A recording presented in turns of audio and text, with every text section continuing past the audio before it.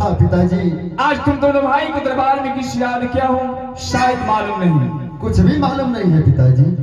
बेटा शीतल वसंत। हाँ पिताजी।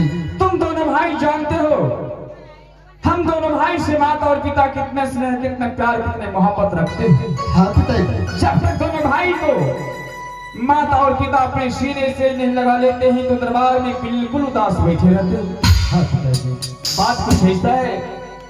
सबसे पहले तुम समय देखो समय कितना अधिक हो गया। हाँ पिताजी। लेकिन अभी तक तुम मुझसे मिलने के लिए दरबार तक नहीं आए हो। इस लेट का कारण क्या है? इस लेट का कारण? हाँ इस लेट का कारण मंत्री भैया है। मंत्री भैया? हाँ पिताजी। इस वक्त दरबार में सबसे पहले मंत्री भैया को बुलाया जाए। आराम मंत्री आराम चारा कहेगा। जब मैं आवाज लगाता हूँ तो ये पीछे से वो लड़ता लड़ता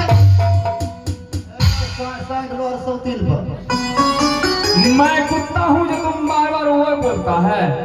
तोरा कुत्ता कैसे हो? बोलने का सिस्टम नहीं है।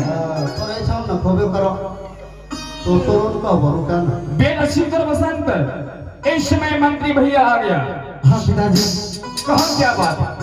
पिताजी बात इस पर जी, जब हम दोनों गुरु पाठशाला पढ़ने के लिए जाते हैं हाँ तो साथ में मंत्री भैया को भी भेजते हैं पिताजी।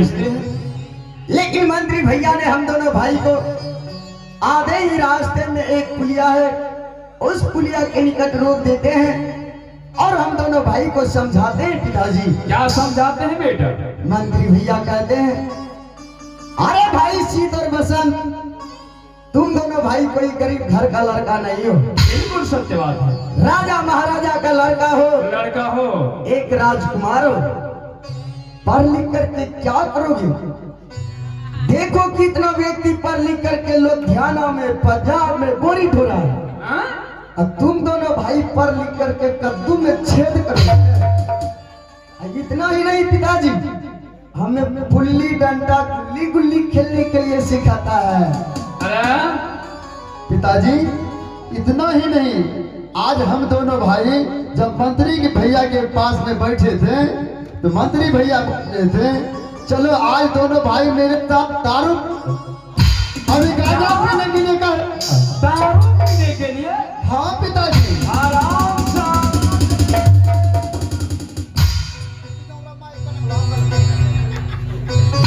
नहीं बताओ दोनों भाई दादागिरी तानाशाही ये कहिए हो। क्या कह रहा था? नीति दिन समझावे छौ तोरा कहिए तो एतबार ओतना बात रोक न दे। ये एतबार ओतना बात छोड़बो जे दूसरा ओतना छोड़ी देबो तोरो न। क्या हुआ? दूसरो बात हेलो हेलो कैसा छोड़े छौ? महाराज रोज समझावे छौ तोरा बेटा के कि देखो शीत बसंत तुम कोई गरीब व्यक्ति का लड़का नहीं है। लड़का नहीं हो। तुम तो राजा का लड़का हो राजकुमार हो। राजकुमार हो। तुम्हें खेलना चाहिए क्रिकेट। हाँ क्रिकेट खेलना चाहिए। तो तुम्हें खेलना चाहिए फुटबॉल। फुटबॉल। तुम्हें खेलना चाहिए वॉलीबॉल। क्या बोले? वॉलीबॉल। ये वॉलीबॉल कैसा होता है मंत्री भैया?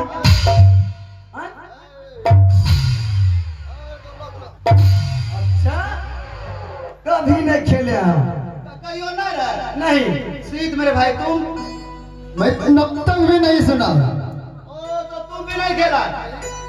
तुम्हारा हम जब नाम नहीं सुना हो तो मेरा बच्चा क्या सुनेगा? ए भगवान तीनों ये खेल लो आग मोर वॉलीबॉल नहीं कहिए खेल लो। नहीं तो वॉलीबॉल इतना बड़ा होता है। इतना बड़ा? इतना बड़ा होता है। अच्छा उसको पकड़िए कैसे? कैसे? चकर के पकड़ा गया। पकड़ा गया? पकड़ा गया। अच्छा उस पे निशाना लगा। क्या कहा? निशाना। अरे निशाना बोलो। वाह निशाना। निशाना। निशाना लगा। हाँ लग तो फुट तो लग तो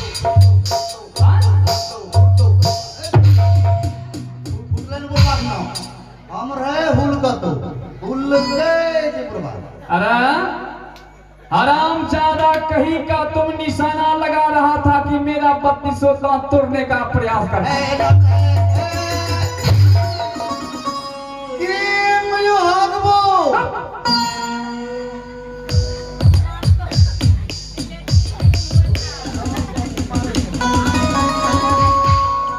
लेकिन बेटा शीतल बसंत, हाँ पिताजी। इस समय तुम दोनों भाई को मुझसे मुलाकात करके गुरु पाठशाला पढ़ाई करने के लिए चले जाना चाहिए था, क्योंकि वक्त हो रहा है गुरु पाठशाला का। हाँ पिताजी, इस वक्त हम दोनों भाई को गुरु पाठशाला में रहना था। बिल्कुल। लेकिन क्या बताऊं पिताश्री, आज हम दोनों भाई को अभी तक नाश्ता तक नहीं मिला है। क्या बक रहे हो तुम? हाँ पिताजी, क्या हम दोनों भाई गुरु पाठशाला पढ़ने के लिए भूखे चला जाए? क्या बेटा बसंत, अभी तक तुम दोनों भाई को चाय नाश्ता नहीं मिला है? बिल्कुल नहीं पिताजी, इतना समय भी हो चुका है, नहीं माँ के हाथों से हम दोनों भाई गरम गरम दूध पियाऊं, नहीं नाश्ता कियाऊं। बताइए पिताजी, क्या हम दोनों भाई भूखे गुरु पाठशाला पढ़ने के लिए जाएंगे? बिल्कुल नहीं। महारानी, स्वामी जी, दोनों बच्चे क्या बोल रहे हैं? समय देखो कितना अधिक हो गया, लेकिन दोनों बच्चे को अभी तक नाश्ता को तो छोड़ो, चाय तक नहीं मिला है। लेकिन स्वामी जी, मैं नौड़ी को कह के आई थी कि शीत और बसंत को चाय नाश्ता दे देने के लिए। महारानी, दोनों बच्चे समय के अनुसार गुरु पाठशाला नित्य प्रतिदिन पढ़ाई करने के लिए जाता है।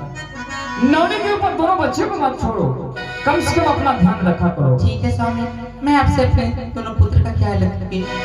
बेटा शीतल बसंत, वैसे तो समय बहुत अधिक हो गया है, भोजन बनाने में बहुत विलंब हो जाएगा, इसलिए तब तक तुम माँ के हाथों से गरम गरम दूध पी लो और यहाँ से गुरु पाठशाला के लिए यात्रा कर दो।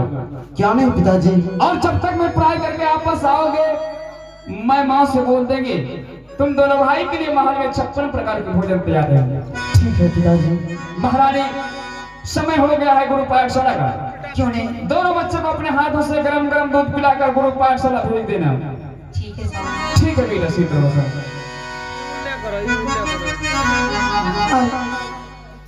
तो ठीक है शीत और बसंत, हाँ माँ।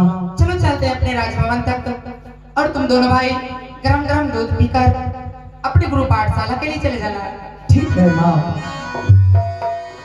हाँ। तो बेटा हाँ माँ, चलो चलते हैं। चलो माँ। हाँ, हाँ, हाँ।